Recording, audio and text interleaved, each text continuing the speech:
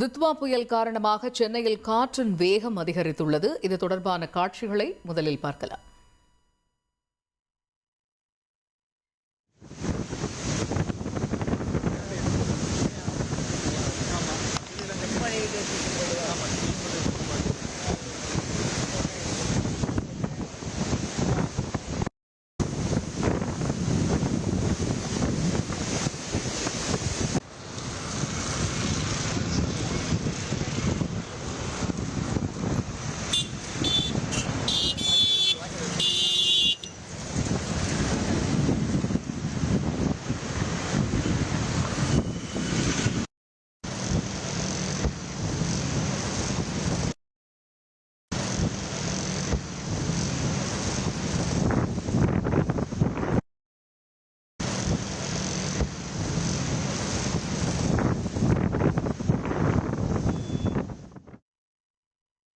கூடுதல் விவரங்களை செய்தியாளர் சங்கரன் கூற கேட்கலாம்.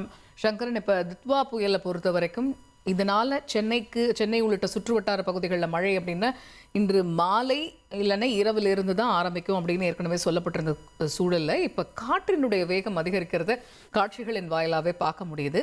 நீங்க இருக்கக்கூடிய பகுதிகளில் நீங்க பார்க்கக்கூடிய காட்சிகள் என்ன, நேயர்களுக்கு விவரிங்க. வணக்கம் காயத்ரி.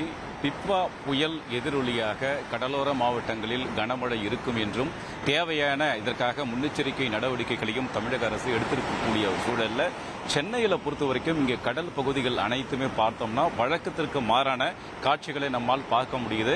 காலையில் ஒரு 8 மணி 9:30 மணி அளவில் நம்ம கடல் பகுதியில் இருந்தக்கூடிய அந்த காற்றின் வேகத்தை விட தற்போது கணிசமாக அதிகரித்திருக்கிறது. நாம் நிற்கக்கூட முடியாத அளவிற்கு நம்மளை அழுத்தக்கூடிய அளவிற்கு காற்றின் வேகம் அதிகரித்திருக்கிறது. அந்த காட்சிகளை நம்ம பார்க்கலாம். அதே போன்று கடலினுடைய அலைகளும் பார்த்தால் வழக்கத்தை விட அதிகமாக இன்று 2-3 மீட்டர் அளவிற்கு மிக உயரமாக அந்த அலைகள் என்பது எழக்கூடிய காட்சிகளையும் பார்க்கிறோம். வானம் தற்போது பார்த்தோம்னா நீங்க குறிப்பிட்ட மாதிரி ஒரு கிளவுடியா இருக்கு. மாலையில அதிக அளவில் மழை வரும்னு எதிர்பார்க்கப்படுகிறது.